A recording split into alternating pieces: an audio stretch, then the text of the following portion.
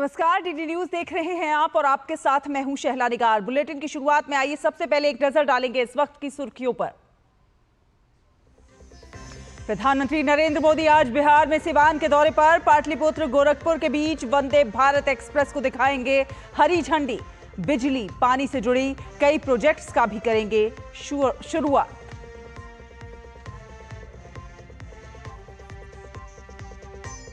ओडिशा में बीजेपी सरकार के 1 वर्ष पूरे। भुवनेश्वर में प्रधानमंत्री मोदी करेंगे 12 पुत्र ऐतिहासिक ग्राम योजना पहल की शुरुआत। कई विकास परियोजनाओं का भी शुभारंभ आज।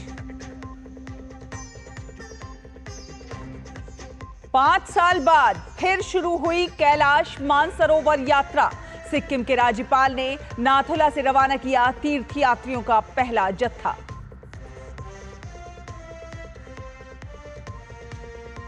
इजराइल ईरान के बीच ताबड़तोड़ हमले। यूरोपीय नेताओं का ईरान को वार्ता पर वापस लाने पर जोर।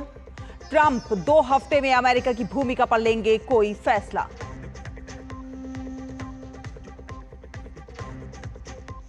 अंतर्राष्ट्रीय योग दिवस से पहले दुनिया भर में जबरदस्त उत्साह। प्रधानमंत्री मोदी की मौजूदगी में कल विशाखापट्टनम में होगा मुख्य कार्यक्रम।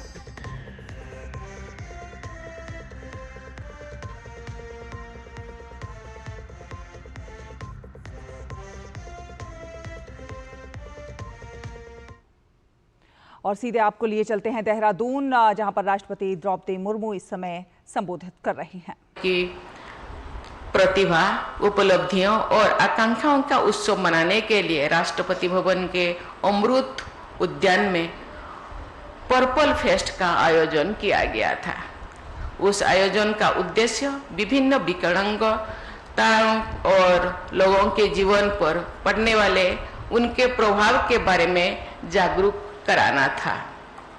साथ ही दिव्यांगजनों को समझने, उन्हें स्वीकार करने तथा समाज में समावेश को बढ़ावा देना भी एक उद्देश्य था। मेरा मानना है कि दिव्यांगजनों के जीवन के हर क्षेत्र में प्रोत्साहित करने के प्रयास समाज द्वारा अवश्य किए जाने चाहिए। आज का युग विज्ञान और तकनीकी का युग है। उन्नत तकनीकी की सहायता से दिव्यांगजन भी मुख्य धारा में अपने योगदान देने में सक्षम हो सकते हैं। मुझे ये जानकर प्रसन्नता हुई है कि इस संस्थान द्वारा समावेशी शिक्षा प्रणाली एवं नवीनतम तकनीकी संसाधनों के माध्यम से विद्यार्थियों के सर्वांगीण विकास पर विशेष बल दिया जा रहा है। शिक्षा सशक्तिकरण का एक शक्तिशाली माध्यम है। शिक्षा के माध्यम से कोई भी व्यक्ति अपनी सपनों को साकार कर सकता है और राष्ट्र निर्माण में सक्रिय भूमिका निभा सकते हैं। मुझे ये जानकर बहुत खुशी हो रही है कि इस संस्थान के आदर्श विद्यालय के विद्यार्थी कंप्यूटर, गणित, विज्ञान, संगीत, नृत्य एवं खेलकूद जैसे विभिन्न क्षेत्रों में उल्लेखनीय प्रतिभा का प्रदर्शन कर रहे हैं। छोटे छोटे बच्चे द्वारा प्रस्तुत मनोरंजन सांस्कृतिक कार्यक्रम में हम सब ने उनकी प्रतिभा अभी देखा। मेरे आंखों से तो पानी रुके नहीं रुका। ये मुझे लगता है ये गले से नहीं गा रहे थे, ये हृदय से गा रहे थे। जैसे कि भगवान का खुद सरस्वती उनके गले में बैठे हैं और वो गा रहे हैं। कहा जाता है भगवान किसी के अंग शरीर में ओम कर देते हैं तो एक ऐसे अंग, ऐसे सेंस भर देते हैं जो दूसरे से अलग होता है, उसको एक अलग बना देते हैं, अनन्य बना देते हैं। इसीलिए ये मेरा पहली जन्म दिवस नहीं है कि जो एक दिव्यांगजन संस्था से मैं 2023 में भी एक दीपशिखा में गई थी। वहाँ के बच्चे भी बहुत अच्छा, हर इतनी प्रतिभा देख के कोई भी प्रभावित हो जाएंगे, क्योंकि दिव्यांगजन कोई हम लोगों से अलग नहीं है। उनके अंदर प्रतिभा है, लेकिन उनको एक अपॉर्चुनिटी की, एक सुजोग की आवश्यकता है। सरकार को मैं धन्यवाद देना चाहती हूँ और सुयोग उनको दिया जाता है। सभी व्यक्ति को मैं धन्यवाद देना चाहती हूँ कि उनके प्रति उनके संवेदनशील है, उनको दया की आवश्यकता नहीं है, उनके संवेदन की और सहयोग की आवश्यकता है। उनके अंदर जो प्रतिभा है उनको निखारने का, बाहर आने का और प्रतिभा को प्रकाशित करने का सुयोग हम सबको देना है। ये देश के नागरिक है,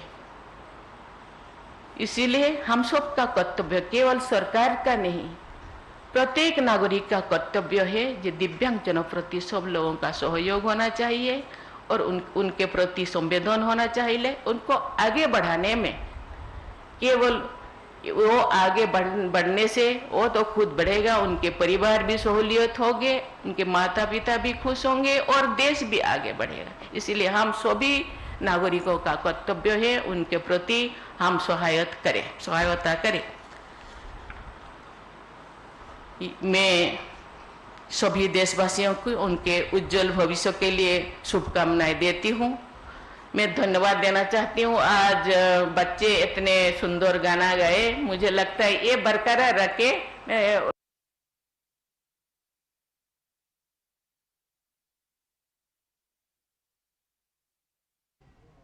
तो राष्ट्रपति द्रौपदी मुर्मू का संबोधन आप सुन रहे थे। उन्होंने दिव्यांगजन सशक्तिकरण पर जोर दिया, साथ साथ शिक्षा और तकनीक के माध्यम से किस प्रकार से प्रतिभा को पंख दिए जा सकते हैं उसकी उन्होंने बात कही। साथ ही साथ उन्होंने सहयोग और संवेदना पर बल देने की भी बात कही। आपको बता दें कि राष्ट्रपति द्रौपदी मुर्मू का आज जन्मदिन है और इस अवसर पर वो उत्तराखंड के देहरादून में हैं और इस अवसर पर उपराष्ट्रपति जगदीप धनखड़ ने भी उनको बधाई दी है। अपने एक्स संदेश में उन्होंने लिखा है कि राष्ट्रपति द्रौपदी मुर्मू जी को जन्मदिन की हार्दिक शुभकामनाएं। विनम्र शुरुआत से लेकर सर्वोच्च संवैधानिक पद तक की उनकी असाधारण यात्रा विनम्रता और सादगी का प्रतीक है, जो हमारे लोकतंत्र की सच्ची भावना को दर्शाती है। उन्होंने विधायक, राज्यपाल और अब सबसे बड़े लोकतंत्र के राष्ट्रपति के रूप में सार्वजनिक सेवा में अपनी यात्रा के दौरान लगातार उच्चतम मानक स्थापित किए हैं। कल राष्ट्रपति भवन में उन्हें व्यक्तिगत रूप से बधाई देने का सौभाग्य मिला। ये जन्मदिन उनके लिए भरपूर स्वास्थ्य, खुशी और आनंद लेकर आए और ईश्वर उन्हें हमारे राष्ट्र की सेवा करने के लिए निरंतर शक्ति प्रदान करें। तो वहीं प्रधानमंत्री नरेंद्र मोदी ने राष्ट्रपति द्रौपदी मुर्मू को उनके जन्मदिन पर शुभकामनाएं दी हैं। प्रधानमंत्री ने राष्ट्रपति के दीर्घायु होने की कामना करते हुए एक्स पर लिखा है कि राष्ट्रपति जी को जन्मदिन की हार्दिक शुभकामनाएं। उनका जीवन और नेतृत्व देश भर के करोड़ों लोगों को प्रेरित करता रहेगा। जनसेवा, सामाजिक न्याय और समावेशी विकास के प्रति उनकी अटूट प्रतिबद्धता सभी के लिए आशा और शक्ति की किरण है। उन्होंने हमेशा गरीबों और वंचितों को सशक्त बनाने के लिए काम किया है। ईश्वर उन्हें लोगों की सेवा करते हुए दीर्घायु और स्वस्थ जीवन प्रदान करे। और आपको बता दें कि बिहार और ओडिशा के लिए आज का दिन एक बहुत बड़ा दिन रहने वाला है, क्योंकि आज से दोनों राज्यों में विकास की एक नई लहर देखने को मिलेगी। प्रधानमंत्री नरेंद्र मोदी आज बिहार और ओडिशा का दौरा करने वाले हैं। पहले वो बिहार के सीवान जाएंगे, जहां पर रेल और इंफ्रा डेवलपमेंट से जुड़े बड़े बड़े प्रोजेक्ट्स की शुरुआत करेंगे और इसके बाद प्रधानमंत्री नरेंद्र मोदी ओडिशा के लिए रवाना होंगे। दरअसल ओडिशा की सरकार की आज पहली वर्षगांठ है और भुवनेश्वर में एक भव्य समारोह का आयोजन किया जा रहा है, जिसमें प्रधानमंत्री नरेंद्र मोदी शामिल होंगे। इस दौरान ओडिशा को करोड़ों रुपए के विकास प्रोजेक्ट्स का तोहफा मिलेगा। आपको दिखाते हैं ये रिपोर्ट। प्रधानमंत्री नरेंद्र मोदी ढेरों विकास परियोजनाओं का उपहार लिए बिहार और ओडिशा का दौरा करेंगे।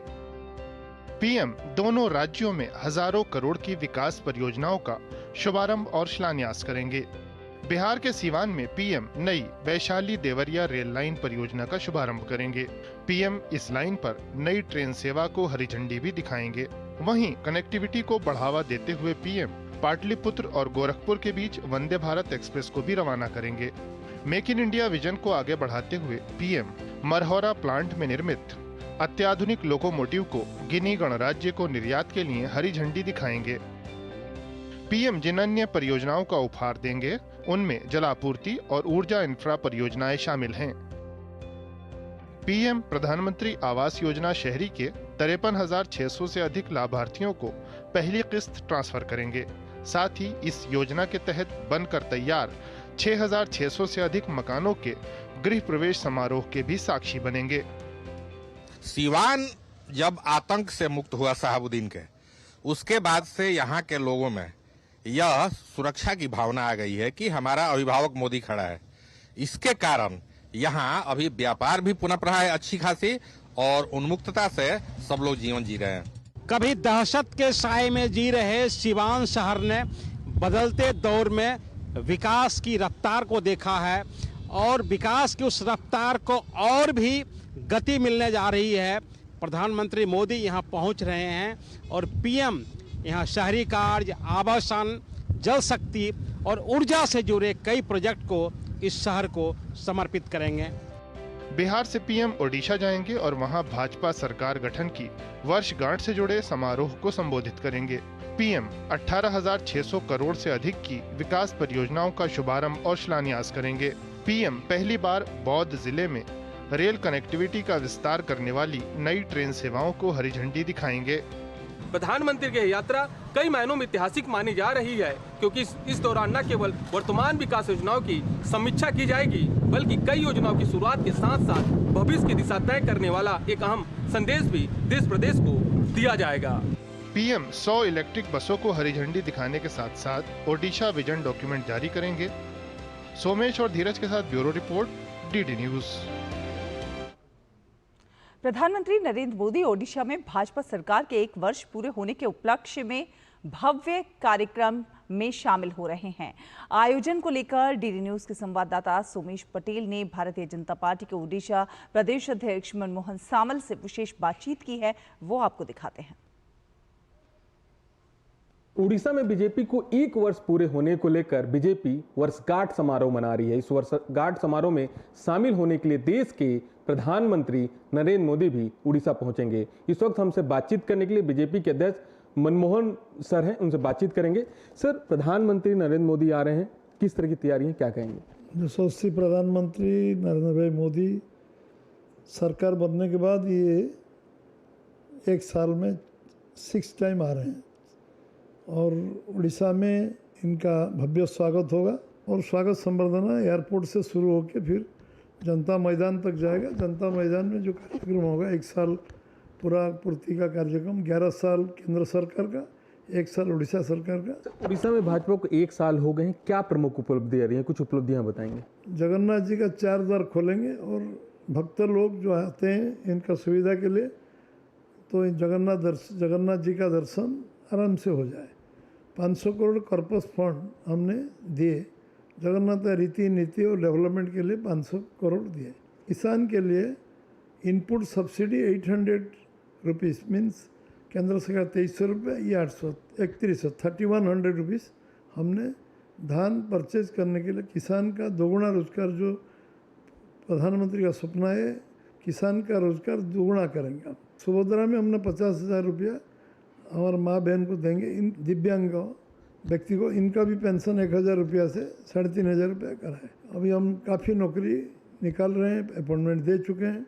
जो पिछड़ा वर्ग का है इनका 11.25 रिजर्वेशन किए, वो ऐसा काफ़ी मुद्दा जो इरिगेशन में 15 लाख हेक्टेयर ज़मीन का सिंचाई कार्यक्रम शुरुआत किया। मुख्यमंत्री ने गिरिवांश में 86% कामकाज आज पॉजिटिव दिशा में चल रहा है। इनका साफ तौर पे कहना है कि उड़ीसा सरकार को 1 साल हो गए हैं और 1 साल में उड़ीसा की बीजेपी सरकार ने कई उपलब्धियां हासिल की हैं। अपने कैमरा सहयोगी आशीष के साथ सोमेश पटेल, डीडी न्यूज, भुवनेश्वर, उड़ीसा। और जेडीयू के सांसद संजय कुमार झा ने पीएम मोदी के बिहार दौरे पर कहा है कि डबल इंजन की सरकार से बिहार को काफी लाभ मिल रहा है। जिस तरह डबल इंजन की सरकार बनने से जो बिहार को डायरेक्ट बेनिफिट हो रहा है, खास करके, तो वो बिल्कुल विजिबल है उस चीज़ में। प्रधानमंत्री जी का पूरा बिहार की जनता स्वागत करती है। हमारे मुख्यमंत्री नीतीश कुमार जी भी उस कार्यक्रम में रहेंगे। अगले 5 साल में बिहार में उद्योग का जाल बिछ जाएगा, लोगों को यहीं नौकरी मिलेगी, किसी को पलायन 5, 10, 20 हज़ार रुपया के लिए यहाँ से नहीं करना पड़ेगा। और ये काम डबल इंजन की सरकार केंद्र में नरेंद्र मोदी और यहाँ पर नीतीश कुमार ही कर सकता है। और प्रधानमंत्री के ओडिशा दौरे पर सोमेश पटेल भुवनेश्वर से ज्यादा जानकारी के साथ हमारे साथ जुड़ गए हैं। सोमेश, ओडिशा की सरकार की आज पहली वर्षगांठ है और भुवनेश्वर में एक भव्य समारोह का जो है आयोजन किया जा रहा है, जिसमें प्रधानमंत्री नरेंद्र मोदी शामिल होंगे। कितना उत्साह प्रधानमंत्री नरेंद्र मोदी के इस दौरे को लेकर, क्योंकि करोड़ों रुपए के विकास प्रोजेक्ट्स का कहीं ना कहीं एक तोहफा मिलने जा रहा है। जी पहले आपको मैं बताऊं, उड़ीसा की राजधानी भुवनेश्वर का दिन आज काफी खास है। खास किस इसलिए है क्योंकि देश के प्रधानमंत्री नरेंद्र मोदी आज भुवनेश्वर आ रहे हैं। प्रधानमंत्री नरेंद्र मोदी आज यहां सबसे पहले एयरपोर्ट पहुंचेंगे। एयरपोर्ट के बाद वो एक रोड सभा में शामिल होंगे और इसके बाद जनता मैदान में एक विशाल जनसभा को संबोधित भी करेंगे। प्रधानमंत्री नरेंद्र मोदी करीबन 18,600 करोड़ रुपए के विकास कार्यों का लोकार्पण भी करेंगे और प्रधानमंत्री आज भुवनेश्वर को काफी सौगात देने वाले हैं, जिसमें 2760 करोड़ रुपए के रेलवे प्रोजेक्ट हैं। और दूसरी तरफ आज देश के प्रधानमंत्री नरेंद्र मोदी जब भुवनेश्वर पहुंचेंगे तो भुवनेश्वर में एक बड़ी सभा को संबोधित भी करेंगे, जिसमें प्रधानमंत्री रोड, सड़क, जो कृषि क्षेत्र, तमाम क्षेत्रों में करोड़ों की सौगात देंगे। दूसरा मैं महत्वपूर्ण बात बताना चाहूंगा, जो उड़ीसा राज्य का जो बौद्ध जिला है, बौद्ध जिले में जो 27 किलोमीटर की रेल कनेक्टिविटी थी, उसे भी आज प्रधानमंत्री हरी झंडी दिखाने वाले हैं। जो आज जो पिछले काफी दशकों से जो वो इलाका था रेल कनेक्टिविटी से दूर था, लेकिन आज वह भी इलाका रेल कनेक्टिविटी से जुड़ जाएगा। आज प्रधानमंत्री नरेंद्र मोदी का यह दौरा काफी खास है। भुवनेश्वर की जनता, आम लोग काफी उत्साह है। दूसरी तरफ जो उड़ीसा गवर्नमेंट है, पिछले 1 वर्ष होने को लेकर यहाँ पर वर्षगांठ समारोह मना रहा है, जिसे लेकर प्रधानमंत्री नरेंद्र मोदी आज भुवनेश्वर आ रहे हैं। जी बिल्कुल, सड़कें, रेल कनेक्टिविटी, इन तमाम चीज़ों के लिहाज से देखा जाए बेहद महत्वपूर्ण दिन ओडिशा के लिए, भुवनेश्वर के लिए। साथ ही साथ जिस प्रकार से हम सांस्कृतिक जुड़ाव की बात करते हैं, पर्यटन की बात करते हैं, उस दिशा में भी देखा जाए तो एक बहुत बड़ा दिन आज।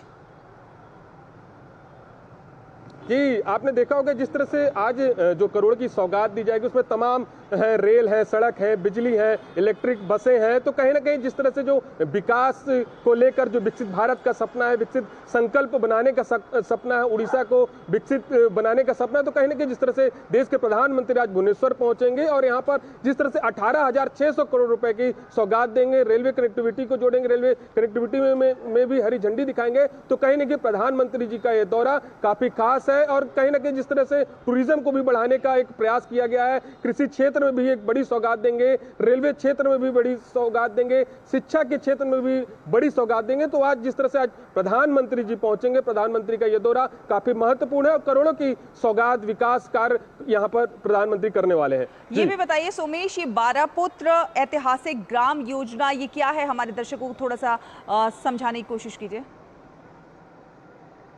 12 पुत्र में भी आज जो रेल प्रोजेक्ट है उस योजना की कनेक्टिविटी में भी आज जिस तरह से प्रधानमंत्री यहाँ पर पहुंचेंगे, हरी झंडी भी दिखाएंगे। इस योजना से जो वर्षों से जो रेलवे लाइन अधूरी थी, आज उस कनेक्टिविटी से जुड़ जाएगा। यानी कुछ ऐसे क्षेत्र थे जो रेलवे कनेक्टिविटी से काफी दूर थे, लेकिन आज जो जिस तरह से यहाँ पर जो करोड़ों के विकास कार्य जो यहाँ पर शिलान्यास होंगे, जिस तरह से यहाँ पर प्रधानमंत्री जी द्वारा हरी झंडी दिखाई जाएगी, तो कहीं ना कहीं जो आसपास के क्षेत्र है, जो उड़ीसा के जो दूरस्थ इलाके थे, उस इलाके में जो रेलवे की कनेक्टिविटी नहीं पहुंच पाई थी, लेकिन इस प्रोजेक्ट के आ जाने के बाद आज रेलवे कनेक्टिविटी उस इलाके में भी पहुंच जाएगी और लोगों को और आसपास के जो दूर दराज के लोग हैं, आने जाने में जो दिक्कतों का सामना होना पड़ता था, वो अब दिक्कतों का सामना नहीं होगा। कहीं ना कहीं आज प्रधानमंत्री जी का दौरा भी है काफी खास है, काफी महत्वपूर्ण है। बिल्कुल, बेहद महत्वपूर्ण दौरा। आपकी लोगों से भी बात हुई होगी, किस तरह का उत्साह लोगों में देख रहे हैं, क्योंकि इतनी सारी विकास परियोजनाओं की शुरुआत होने जा रही है, तो कितना उत्साहित प्रधानमंत्री नरेंद्र मोदी के इस दौरे को लेकर?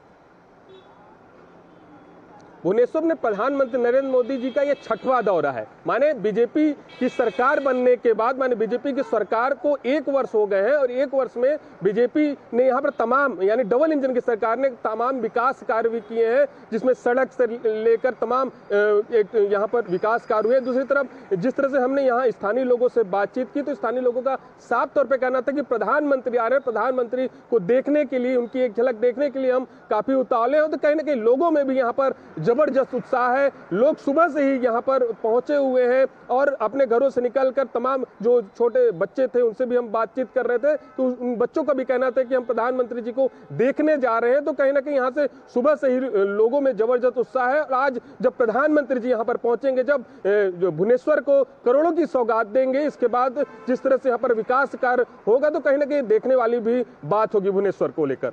चलिए सोमेश, बहुत बहुत धन्यवाद ये तमाम अपडेट हमारे दर्शकों से साझा करने के लिए।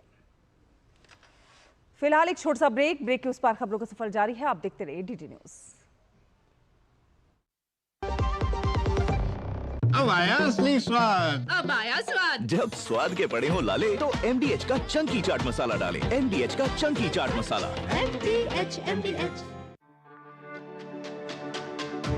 मेरी पसंद, मेरी पसंद, मेरी पसंद, मेरी पसंद, हमारी पसंद, हम सबकी पसंद। मजबूत देश का मजबूत सरिया हो गया स्टील।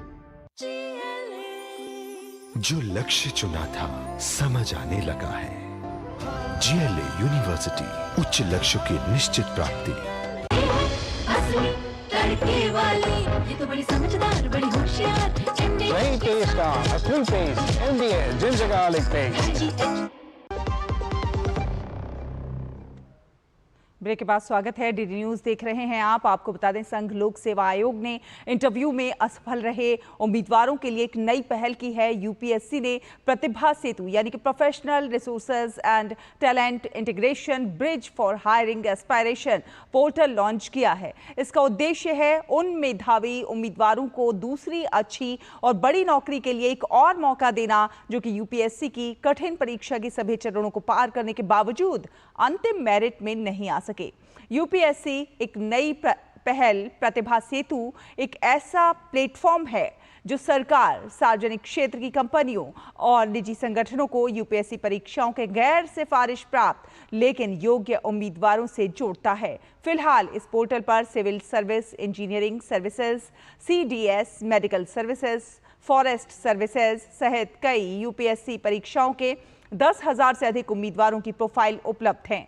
चयन करने वाली संस्थाएं एक आसान डैशबोर्ड के जरिए इन बायोडेटा को एक्सेस कर शॉर्टलिस्ट कर सकती हैं और चयन प्रक्रिया को आगे बढ़ा सकती हैं। तो यूपीएससी की ये एक बड़ी पहल के तौर पर इसे देखा जा रहा है। प्रतिभा सेतु पोर्टल लॉन्च किया है यूपीएससी ने। जो इंटरव्यू पास नहीं कर पाए हैं उनको कहीं ना कहीं एक और मौका देने की कोशिश। अब आगे बढ़ेंगे, बात करेंगे कैलाश मानसरोवर यात्रा की। 5 साल के अंतराल के बाद आज से सिक्किम से कैलाश मानसरोवर यात्रा की शुरुआत हो गई है। राज्यपाल ओम प्रकाश माथुर ने नाथुला दर्रे से यात्रा को हरी झंडी दिखाई। इस साल सिक्किम के नाथुला से कैलाश मानसरोवर यात्रा पर कुल 10 जत्थे जा रहे हैं। पहले जत्थे में सरकारी अधिकारियों के अलावा 37 लोग शामिल हैं। प्रत्येक जत्थे को अब यात्रा पूरी करने में 11 से 12 दिन लगेंगे। कैलाश मानसरोवर यात्रा हिंदू धर्म के सबसे पवित्र तीर्थों में से एक है जो भगवान शिव के निवास स्थान के रूप में माना जाता है। कैलाश मानसरोवर यात्रा बेहद पवित्र और रोमांचक यात्रा है जो हिंदू धर्म के अनुयायियों के लिए काफी महत्व रखती है। ये यात्रा कैलाश पर्वत और मानसरोवर झील की परिक्रमा करने के लिए की जाती है। इस यात्रा के लिए शारीरिक और मानसिक रूप से तैयार रहना जरूरी है। फिलहाल एक छोटा सा ब्रेक के बाद जल्द वापस आएंगे और बात करेंगे कैलाश मानसरोवर यात्रा पर ही।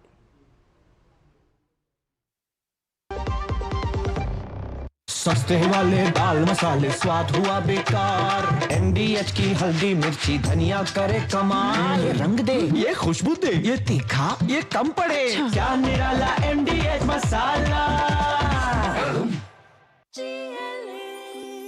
जो लक्ष्य चुना था समझ आने लगा है। जीएलए यूनिवर्सिटी, उच्च लक्ष्यों की निश्चित प्राप्ति।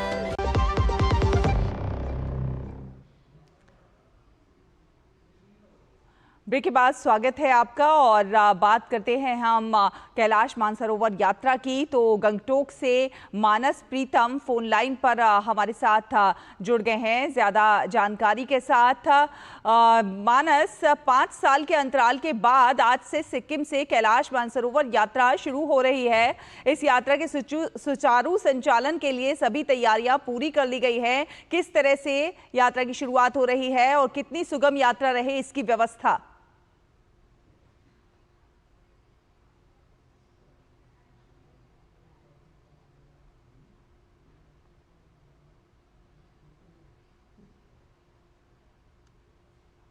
मानस, आपको हमारी आवाज आ रही है?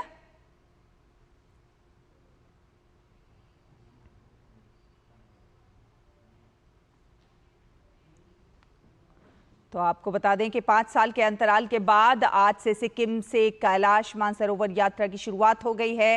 राज्यपाल ओम प्रकाश माथुर ने नाथुला दर्रे से यात्रा को हरी झंडी दिखाई। इस साल सिक्किम के नाथुला से कैलाश मानसरोवर यात्रा पर कुल 10 जत्थे जा रहे हैं। पहले जत्थे में सरकारी अधिकारियों के अलावा 37 लोग शामिल हैं। प्रत्येक जत्थे को अपनी यात्रा पूरी करने में लगभग 11 से 12 दिन लगेंगे। कैलाश मानसरोवर यात्रा की बात की जाए तो हिंदू धर्म के सबसे पवित्र तीर्थों में से एक है, जो कि भगवान शिव के निवास स्थान के रूप में माना जाता है। कैलाश मानसरोवर यात्रा बेहद पवित्र और रोमांचक यात्रा है, जो कि हिंदू धर्म के अनुयायियों के लिए काफ़ी महत्व रखती है। ये यात्रा कैलाश पर्वत और मानसरोवर झील की परिक्रमा करने के लिए जानी जाती है। इस यात्रा के लिए शारीरिक और मानसिक दोनों ही रूप से तैयार रहना बहुत ज़रूरी है। ये यात्रा मात्र तीर्थ यात्रा नहीं है, बल्कि एक साधना हम इसे कह सकते हैं। एक ऐसी साधना जो ईश्वर और भक्त के बीच का जो प्रेम है उसको दर्शाती है। यात्रा के दौरान रास्ते में कितनी भी समस्याएं क्यों ना आए, फिर भी भक्त अपनी जिद के आगे हर मुश्किल को छोटा कर देते हैं।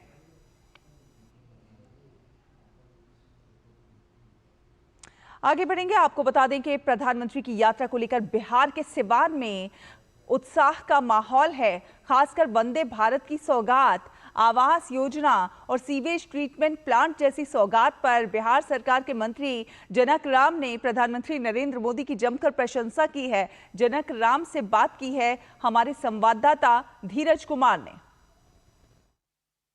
प्रधानमंत्री की सिवान यात्रा को लेकर काफी तैयारी है और क्या क्या उद्घाटन और क्या क्या शिलान्यास सिवान शहर में प्रधानमंत्री देने जा रहे हैं, बिहार राज्य को देने जा रहे हैं, इस मुद्दे पर बात करने के लिए इस वक्त हमारे साथ बिहार के मंत्री जनक राम मौजूद हैं। लोगों में उत्साह तो है। कौन कौन से ऐसे प्रोजेक्ट हैं जो कि प्रधानमंत्री यहाँ के लोगों को समर्पित करने जा रहे हैं? जब जब देश के यशस्वी प्रधानमंत्री नरेंद्र मोदी जी बिहार के धरती पर आते हैं तो बिहार के लगभग 14 करोड़ लोगों के लिए सौगात लेकर के आते हैं। देश के प्रधानमंत्री आ रहे हैं तो लगभग सदियों से जिनकी पूर्ववर्ती सरकार रही है, गरीब लोग तरसते रहे झोपड़ी में रहने के लिए, उनको मजबूर कर दिया गया था।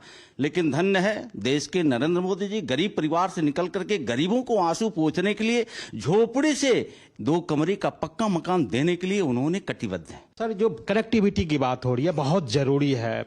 बिहार में अच्छी सड़कें बनी है, अब वंदे भारत की सौगात भी मिलने जा रही है। धन्य है देश के यशस्वी प्रधानमंत्री, धन्य है देश के करोड़ों लोग जो 14 में ऐसे गरीब परिवार में जन्मे नरेंद्र मोदी जी को प्रधानमंत्री की कुर्सी पर बैठा करके आज बुलेट ट्रेन जैसे, वंदे भारत ट्रेन जैसे दे करके देश को नहीं, एक जो पिछड़ा राज्य था बिहार, उस पिछड़ा राज्य को अग्रणी श्रेणी में लाने के लिए और वंदे भारत ट्रेन का भी सौगात बिहार में अगर मिल रहा है तो कोटि कोटि बधाई देश के नेता नरेंद्र मोदी जी को।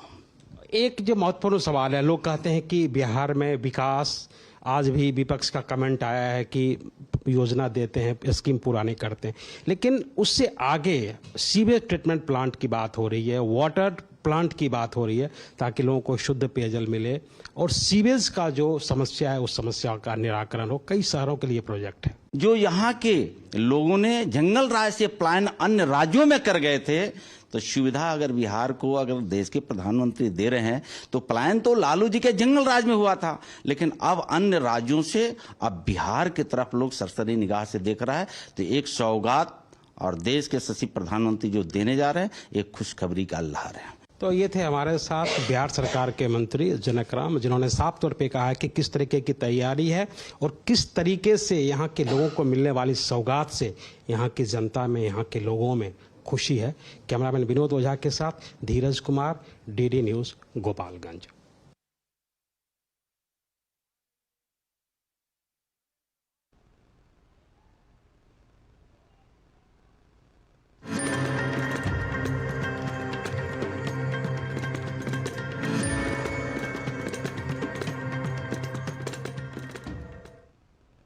इक्कीस जून को 11वां अंतर्राष्ट्रीय योग दिवस मनाया जाएगा। योग दिवस से पहले कल देश दुनिया के अलग अलग हिस्सों में योग कार्यक्रम आयोजित किए गए। आइए आपको दिखाते हैं इसकी कुछ झलकियां।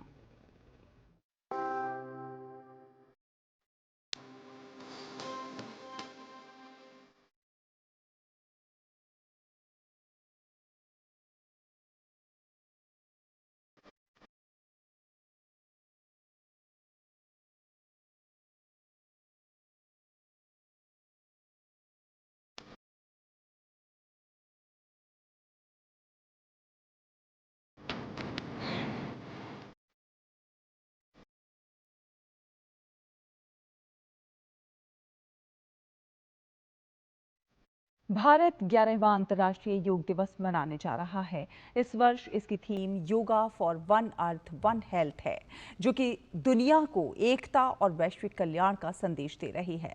लद्दाख से लेकर केरल तक लोग योग के साथ जुड़ रहे हैं। योग के प्रचार प्रसार के लिए योग संगम, योग बंधन, हरित योग, योग समावेश और योग अनप्लग्ड जैसे 10 कार्यक्रम आयोजित किए जा रहे हैं।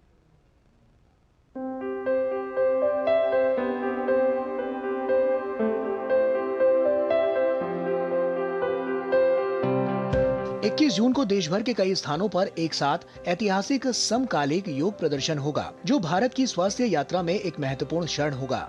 इस राष्ट्रव्यापी स्वास्थ्य आंदोलन का सबसे शानदार प्रदर्शन विशाखापत्तनम में होगा। 21 जून 2025 को सुबह 6:30 बजे से 7:45 तक आयोजित होने वाला योग संगम अब तक का सबसे बड़ा सामूहिक योग कार्यक्रम बनने के लिए तैयार है, जिसमें लाखों संस्थान, संगठन और समुदाय एक साथ अपने योग मैट बिछाने की तैयारी करेंगे।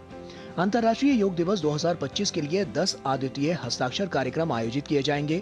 इस वर्ष अंतर्राष्ट्रीय योग दिवस की गतिविधियां वैश्विक आयोजन के 11वें संस्करण को चिन्हित करने के लिए इन 10 कार्यक्रमों के इर्द गिर्द हैं, जो योग की असाधारण यात्रा को आगे बढ़ाएंगे। योग संगम, 1 लाख स्थानों पर समन्वित योगासन। योग बंधन, प्रतिष्ठित स्थलों पर योग के लिए 10 देशों के साथ वैश्विक साझेदारी। योग पार्क, दीर्घकालिक सामुदायिक सहभागिता के लिए 1000 योग पार्कों का विकास। योग समावेश, दिव्यांगजनों, वरिष्ठ नागरिकों, बच्चों और हाशिए पर रह रहे लोगों के लिए विशेष योग।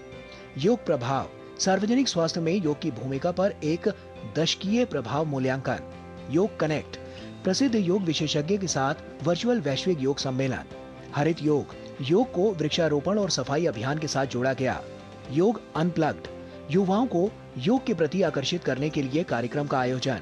योग महाकुंभ, 10 स्थानों पर 1 सप्ताह तक चलने वाला उत्सव। योग महाकुंभ, प्रधानमंत्री नरेंद्र मोदी के नेतृत्व में एक भव्य आयोजन समारोह के साथ समापन। समयोग, आधुनिक स्वास्थ्य सेवा के साथ योग को एकीकृत करने वाली 100 दिवसीय पहल। अंतर्राष्ट्रीय योग दिवस की यात्रा असाधारण रही है। 2018 में 9.59 करोड़ लोगों की भागीदारी से लेकर इस उत्सव में तेजी से वृद्धि हुई है। 2024 में दुनिया भर में लगभग 24.53 करोड़ लोग इस उत्सव में शामिल हुए थे। योग सिर्फ एक अभ्यास नहीं, ये भारत के सद्भाव, करुणा और सभी के प्रति सम्मान के मूल्यों में निहित जीवन जीने का एक तरीका है। इसी कारण दुनिया भर के लोगों के लिए ये प्रासंगिक बनता जा रहा है। कोई भी व्यक्ति चाहे किसी भी धर्म, जाति या राष्ट्रीयता का हो, योग उसे एक स्वस्थ, अधिक संतुलित और सार्थक जीवन जीने की राह दिखाता है। Sports desk, DD news.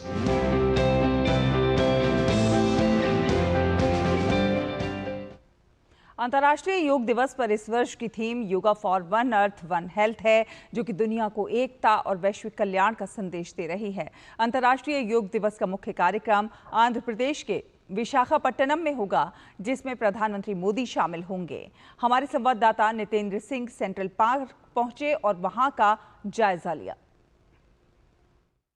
योग दिवस की तैयारी चल रही है और मैं इस वक्त विशाखापट्टनम के सेंट्रल पार्क में हूं और आप देखिए कि यहां पर लोग योग कर रहे हैं। सुबह का समय है और बड़ी संख्या में लोग यहां पर योग कर रहे हैं और ये तमाम वो लोग हैं जो 21 जून को अंतर्राष्ट्रीय योग दिवस के दिन योग करेंगे, जो आरके बीच जहां मेन कार्यक्रम होने वाला है वहां पर करेंगे। उसकी प्रैक्टिस चल रही है और इसी तरीके से विशाखापट्टनम के अलग अलग हिस्सों में तैयारी चल रही है अंतर्राष्ट्रीय योग दिवस की और बड़ी संख्या में लोग पार्टिसिपेट करेंगे जब अंतर्राष्ट्रीय योग दिवस का मुख्य कार्यक्रम आरके बीच विशाखापट्टनम में होगा।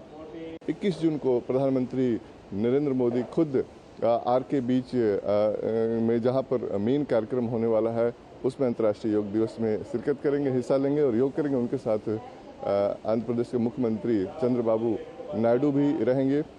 ये राष्ट्रीय स्वास्थ्य, आंतरिक शांति और वैश्विक कल्याण के लिए एक आंदोलन है और आंध्र प्रदेश एक आंदोलन के रूप में आगे बढ़ रहा है योग को लेकर के। और पिछले 1 महीने से आंध्र प्रदेश में आंध्र योगा नाम के एक विशेष अभियान चलाया जा रहा है और सरकार की कोशिश है कि कम से कम 10 लाख लोग, खासतौर पे वॉलंटियर तैयार हों जो नियमित रूप से योग करते हैं और लोगों को प्रशिक्षित करें, क्योंकि एक स्वास्थ्य के जो प्रिवेंटिव हेल्थ केयर की दिशा में एक बड़ी कदम इसको माना जा रहा है और राज्य सरकार इसकी तैयारी कर रही है। और ये जो आप देख रहे हैं लोगों के बीच में जो अंतर्राष्ट्रीय योग दिवस की तैयारियां काफ़ी जोर शोर से चल रही है। कैमरामैन अरमान के साथ नितेंद्र सिंह, डीडी न्यूज़, विशाखापट्टनम। और इस दौरान योग करने वहां पर जो लोग पहुंचे थे वो काफी ज्यादा उत्साहित नजर आए, आप भी देखिए। The International Yoga Day is going to happen here from all over India. People are calling from all over India, not from all over India, all over the world. People are coming from 170 countries. The VIPs are representing from India. And it is going to be hosted by Visakhapatnam. We are very proud and very happy about that. We are very proud of to say that we are in Vizag now. We are doing in the yoga years 10 years, 15 years fast we back. We are taking the more of the students to take the health nicely here. I think nowadays yoga is so important for all us. This is a health purpose. और अहमदाबाद में अंतर्राष्ट्रीय योग दिवस की तैयारी जोर शोर से चल रही है। योग दिवस के एक दिन पहले राष्ट्रीय कैडेट कोर एनसीसी के कैडेट्स ने योगाभ्यास किया।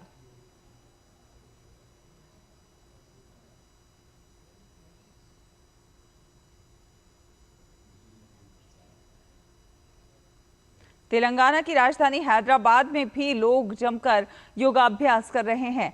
लाल बहादुर स्टेडियम में केंद्रीय मंत्री जी किशन रेड्डी और पूर्व उपराष्ट्रपति एम वेंकैया नायडू ने सैकड़ों लोगों के साथ योग किया। जी किशन रेड्डी ने कहा कि अंतर्राष्ट्रीय योग दिवस पर पूरी दुनिया धूमधाम से योग करने के लिए तैयार है।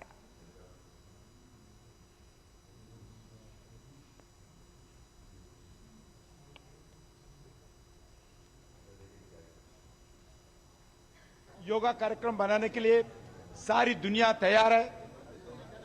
लगभग 200 कंट्रीज में इस कार्यक्रम होने वाला है। 200 कंट्रीज के अलग अलग देशों के सरकार के द्वारा और इंडियन डायस्पोरा के द्वारा भी कार्यक्रम होने वाला है। भारत में कोई जगह ऐसा नहीं है कल कार्यक्रम नहीं करने वाले हैं। सभी जगह करोड़ों करोड़ों लोग कल योगा कार्यक्रम में भागीदार हो जाएंगे। आज हैदराबाद में जून 21 का इंटरनेशनल योगा दिवस का 24 आवर्स काउंटडाउन के कार्यक्रम के नीचे हैदराबाद में हजारों लोगों का ये बड़ा कार्यक्रम आयोजित किया गया। बहुत सफल कार्यक्रम हुआ। अंतर्राष्ट्रीय योग दिवस में अब केवल एक दिन बचा है। देश और दुनिया में लोगों पर योग का खुमार पूरी तरह से छा चुका है। उत्तर प्रदेश के गोरखपुर स्थित गोरखनाथ मंदिर के परिसर में साप्ताहिक योग शिविर आयोजित किया जा रहा है। इसमें बड़ी संख्या में लोगों ने योगाभ्यास किया।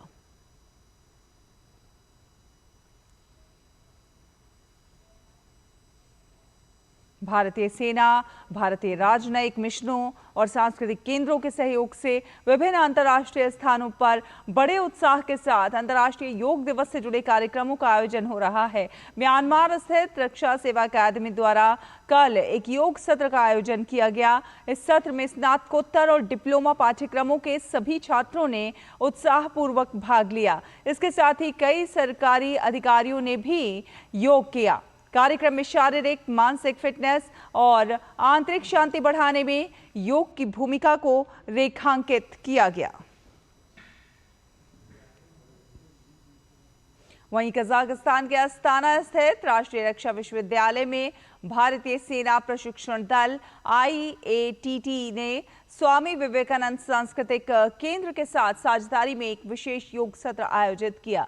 इस पहल ने कजाकिस्तान सशस्त्र बलों को योग से परिचित कराया और तनाव तथा जीवन शैली से संबंधित स्वास्थ्य चुनौतियों को कम करने में इसकी प्रभावशीलता पर जोर दिया।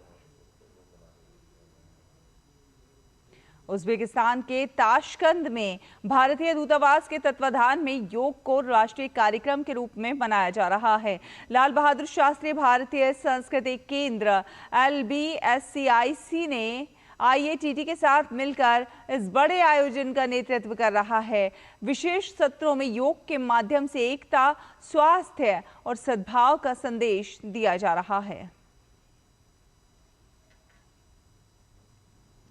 और राजस्थान की पाकिस्तान से लगती 1071 किलोमीटर की सबसे लंबी सरहद पर हिंदुस्तान की प्रथम रक्षा पंक्ति सीमा सुरक्षा बल का सुरक्षा का जिम्मा अपने कंधों पर लिए हुए है।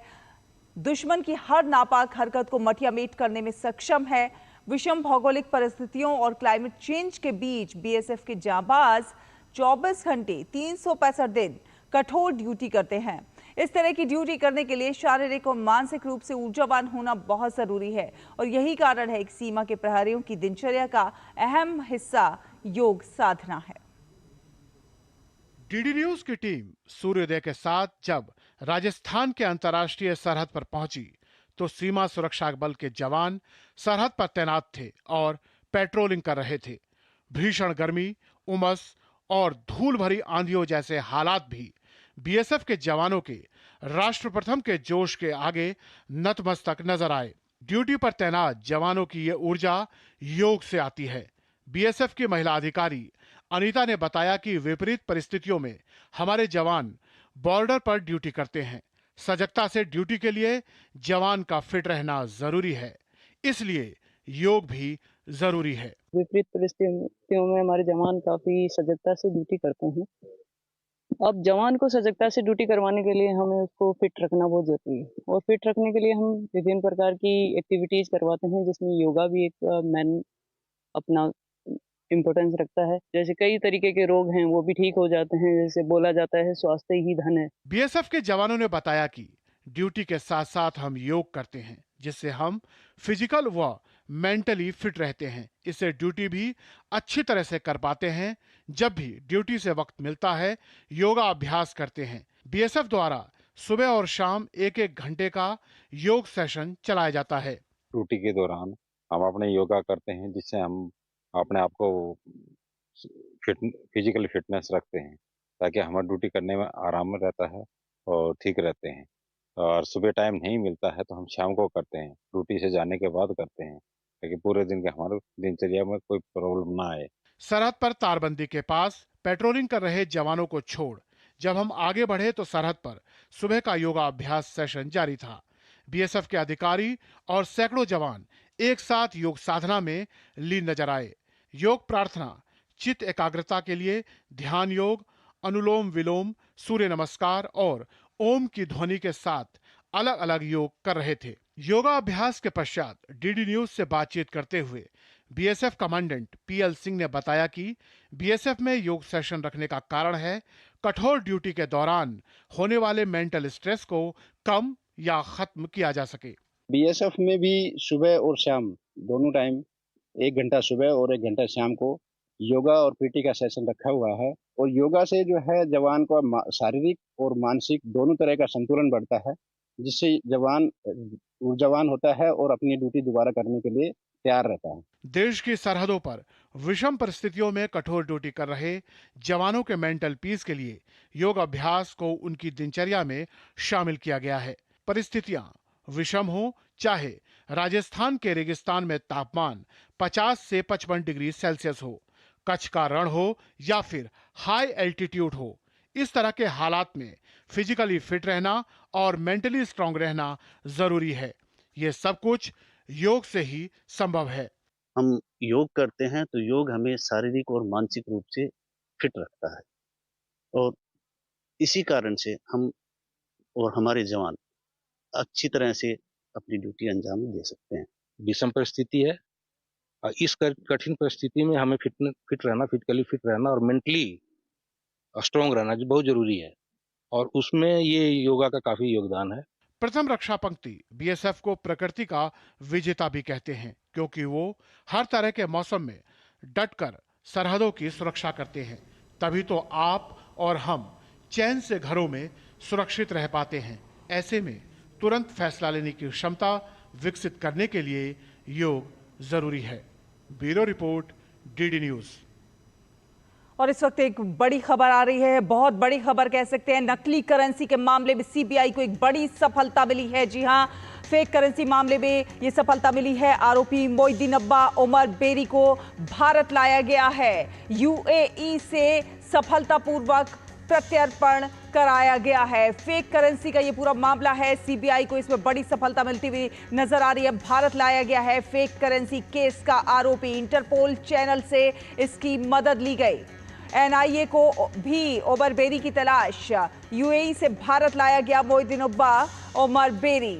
बड़ी खबर आप तक पहुंचा रहे हैं। नकली करेंसी मामले में सीबीआई को यह बड़ी सफलता हासिल हुई है। फेक करेंसी के मामले में सीबीआई को बड़ी सफलता। भारत लाया गया आरोपी मोइनुद्दीन अब्बा उमर बेरी। आरोपी मोइनुद्दीन अब्बा उमर बेरी को भारत लाया गया है। यूएई से सफलतापूर्वक प्रत्यर्पण कराया गया है। आप अपने टीवी स्क्रीन पर देख सकते हैं तस्वीर। यूएई से सफलतापूर्वक प्रत्यर्पण कराया गया। इंटरपोल चैनल की मदद ली गई और यूएई से सफलतापूर्वक प्रत्यर्पण कराया गया। भारत लाया गया। नीरज सिंह हमारे संवाददाता हमारे साथ जुड़ गए ज्यादा जानकारी के साथ।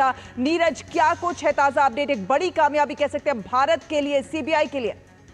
देखिए, बड़ी कामयाबी है क्योंकि ये जो व्यक्ति है मोइनुद्दीन अब्बा, ये बेसिकली एनआईए का वांछित है और केरल के कोची में इसके खिलाफ एक एफआईआर दर्ज हुई थी और उसके बाद एनआईए ने इस मामले में जांच करी थी। इसके ऊपर आरोप है कि ये खाड़ी देशों से बड़े पैमाने पर नकली करेंसी बड़ा ताजा रूट लेते हुए बेंगलुरु पहुंचा था और बड़े पैमाने पर जो नकली नोट हैं उनको भारतीय अर्थव्यवस्था में खपाने की कोशिश कर रहा था। सीबीआई ने इसके लिए इंटरपोल को 2013 में जो रेड कॉर्नर नोटिस है उसे इशू करने की गुजारिश की थी। उसके बाद इंटरपोल ने इसके खिलाफ रेड कॉर्नर जो नोटिस है वो इशू किया गया और उसके बाद इस व्यक्ति को सऊदी अरब अमीरात में इसको गिरफ्तार कर लिया गया और क्योंकि हमारा और सऊदी अरब के साथ प्रत्यर्पण है, उसी के तहत इस व्यक्ति को प्रत्यर्पण किया गया यूएई से और दुबई के रास्ते से मुंबई लेकर आया गया और वहां पर हमारी जो जांच एजेंसी है उन्होंने गिरफ्तार कर लिया। आपको बता दें कि पिछले कई सालों में 100 से अधिक इस तरह के अपराधी विदेशों से भारत प्रत्यर्पित किए गए हैं क्योंकि ये भारत में अपराध करके भागे थे। भारत में आर्थिक अपराध इन्होंने किया था, इन्होंने क्रिमिनल जो वारदातें हैं उसको अंजाम दिया था और उसके बाद ये विदेशों में छुप कर बैठ गए थे। लेकिन हमारी जांच एजेंसियों ने, इसके अलावा हमारी सरकार की प्रतिबद्धता के कारण इन लोगों को वापस लाना संभव हो पाया। यही कारण है कि पिछले कुछ एक सालों में 100 से ज्यादा वांछित अपराधी भारत लाए गए हैं। तो हम अपने दर्शकों को बता देते हैं कि पिछले कई सालों में लगातार हम देख रहे हैं कि इस तरह के जो वांछित अपराधी हैं वो लगातार भारत लाए गए हैं, प्रत्यर्पित कराए गए हैं, और ये बड़ी कामयाबी कहीं ना कहीं सरकार की है, सरकार की नीतियों की है, जिस प्रकार से इस तरह के अपराधियों को वापस प्रत्यर्पित करके लगातार भारत लाया जा रहा है। नीरज, आपसे ये भी जानना चाहेंगे कि कब का है ये मामला फेक करेंसी का, और क्या कुछ है पूरा मामला, थोड़ा अगर विस्तार से दर्शकों को समझाने के तरीके से बताएं। देखिए, बिल्कुल 2013 से पहले का ये मामला है, और आपको बता दें कि कोच्चि में इसमें पहले मामला दर्ज हुआ था। एनआईए ने इसमें जांच शुरू करी थी। उसके बाद एनआईए ने सीबीआई से भी ये कहा था कि इस व्यक्ति के खिलाफ, क्योंकि ये फरार है, भारत में अपराध करके बड़े पैमाने पर जो जाली करेंसी है, भारतीय करेंसी, ये व्यक्ति भारत बेंगलुरु लाया था। उसके बाद देश के अलग अलग हिस्सों में इसने पहचाने की जो नकली करेंसी है पहुंचाने की कोशिश करी थी। उसके बाद सीबीआई ने इस पूरे मामले में एक तरीके से एक्टिव होते हुए इंटरपोल से गुजारिश की थी 2013 में, और 2013 में इंटरपोल ने इसके खिलाफ रेड कॉर्नर नोटिस इशू किया था, और रेड कॉर्नर नोटिस इशू करने के बाद इस व्यक्ति को ट्रैक किया गया, और ट्रैक करने के बाद ये पता लगा कि ये व्यक्ति यूएई में छुपा हुआ है। और उस समय यूएई सरकार से ये गुजारिश की गई इंटरपोल के द्वारा कि इस व्यक्ति को गिरफ्तार किया जाए, इसके खिलाफ रेड कॉर्नर नोटिस इशू है, और भारत में ये व्यक्ति आर्थिक अपराध में लिप्त है और वहां पर ये वांछित है, और ये इसकी पूरे मामले की जो जांच है वो कर रही है। उसके बाद यूएई सरकार ने इस व्यक्ति को गिरफ्तार कर लिया। गिरफ्तार करने के बाद भारत को जानकारी दी गई कि इस व्यक्ति को गिरफ्तार कर लिया गया है। रेड कॉर्नर जो नोटिस इशू हुआ था, उसके बाद की तरफ से प्रयास किए गए इस व्यक्ति के प्रत्यर्पण के, और उसके बाद यूएई भी सहमत हुआ कि ये गंभीर अपराध इस व्यक्ति ने किया है, आर्थिक अपराध में संलिप्त है, और उसी की वजह से 20 जून को इस व्यक्ति को प्रत्यर्पित किया गया। दुबई के रास्ते ये पहले मुंबई पहुंचा। मुंबई में जांच एजेंसी है, उन्होंने इसको गिरफ्तार कर लिया। चलिए, बहुत धन्यवाद नीरज, ये तमाम ताज़ा अपडेट हमारे दर्शकों से साझा करने के लिए। तो नकली करेंसी के मामले में ये बड़ी सफलता जो है सीबीआई को मिली है। फिलहाल एक छोटा सा ब्रेक के उस पार खबरों का सफर जारी है। देखते रहिए डीडी न्यूज। जब धरती चीर कर निकलता है लोहे का पत्थर और मिलता है मोंगिया के जोश से, फिर तपता है, पिघलता है और बनता है फौलाद। अब होता है सरिया सारी खूबियों के साथ। मोंगिया स्टील, मजबूत देश का मजबूत सरिया। जो लक्ष्य चुना था समझ आने लगा है। जीएलए यूनिवर्सिटी, उच्च लक्ष्य की निश्चित प्राप्ति। ब्रेक के बाद स्वागत है, आप देख रहे हैं डीडी न्यूज, और अब मोदी सरकार के 11 साल पूरे होने पर देखते हैं उससे जुड़ी खबरें।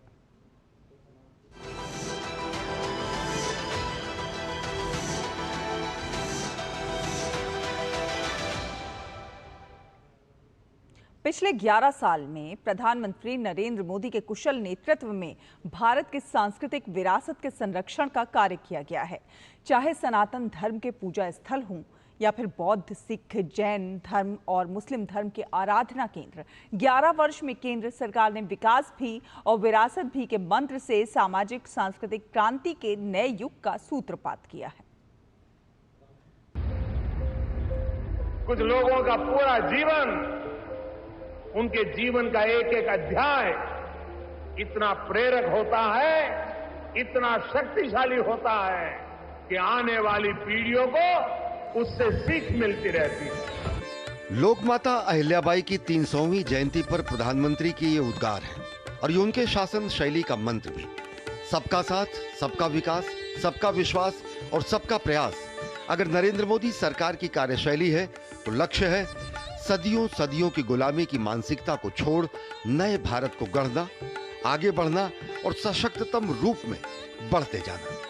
और इसी की घोषणा प्रधानमंत्री नरेंद्र मोदी ने लाल किले की प्राचीर से की।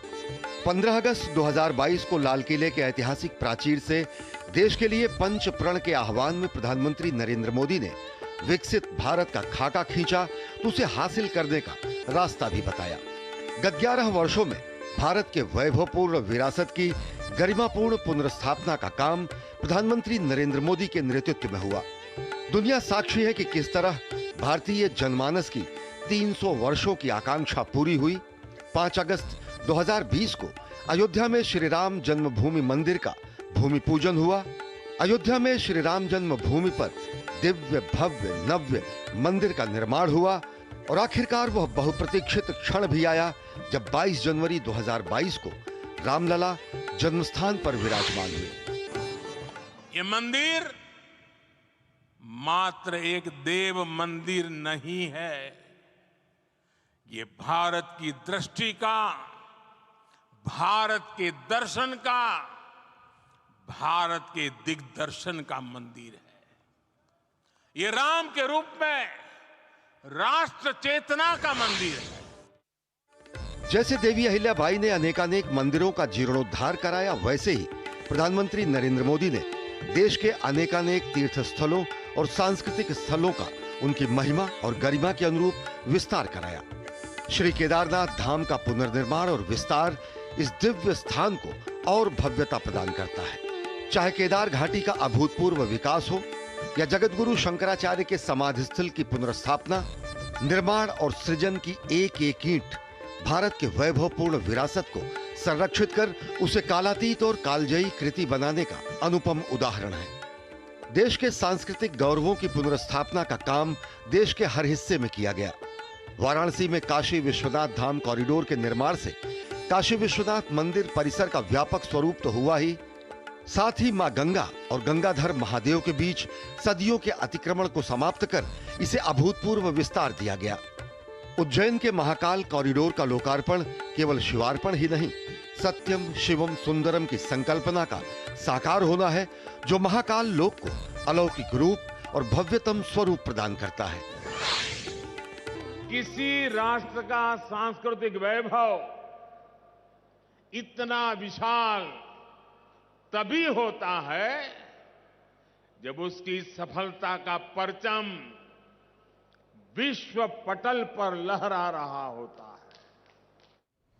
प्रधानमंत्री नरेंद्र मोदी के नेतृत्व में वाराणसी तेजी से विकास कर रहा है और इसी कड़ी में वाराणसी में निफ्ट की शुरुआत हुई थी। पूर्वांचल के कालीन उद्योग को विश्व में स्थान दिलाने की कोशिश में निफ्ट का अहम योगदान रहा है। निफ्ट ने 13 से 18 साल तक के बच्चों के लिए समर कैंप का आयोजन किया, जिसके जरिए बच्चों को सिखाया जा रहा है कि कैसे देश की विरासत को फैशन से जोड़ा जा सकता है। समर कैंप में हम यहाँ पर 8th क्लास के स्टूडेंट से लेके 12th स्टैंडर्ड के स्टूडेंट्स को आमंत्रित करते हैं कि वो इस समर कैंप में अटेम्प्ट करें और कम से कम जितने भी डिज़ाइन डायमेंशन है और जितने भी डिज़ाइन से रिलेटेड जो कुछ जानने की ज़रूरत है, ताकि वो अपनी रुझाव को, अपनी क्षमता को पहचान पाए और एक सही मार्गदर्शन के रूप में लें कि निफ्ट के द्वारा आगे अगर उनका विचार है इस कोर्स को करने के लिए, तो इसके थ्रू वो कहाँ कहाँ जा सकते हैं, क्या काम कर सकते हैं। और इसी उद्देश्य से ये समर कैंप निफ्ट वाराणसी ने स्टार्ट किया है, हर साल करेगा और इस तरह के छोटे छोटे कैंप्स लगते रहेंगे। इसी के साथ हम लोग जो समर कैंप कर रहे हैं ये हमारी स्किल्स में काफ़ी एडअप करता है। नई नई स्किल्स, नए नए लोगों से मिलना। पहले तो हमारी सोशल एंजाइटी आजकल लोगों को होती है, लोगों से मिलके ये सब दूर होती है और हम लोग नई नई चीज़ें डेली सीख रहे हैं, तो इससे हमें काफ़ी फ़ायदा होता है। यहाँ पर बहुत अच्छा लग रहा है और काफ़ी सारे एक्टिविटीज़ कराए जा रही हैं जो मैंने पहली बार ही की हैं और कुछ सीखने मिल रहा है आगे के बारे में। इसी के साथ इस बुलेटिन में फिलहाल इतना ही। डीडी न्यूज़ पर खबरों का सफर लगातार जारी है। आप देखते रहिए डीडी न्यूज़। नमस्कार।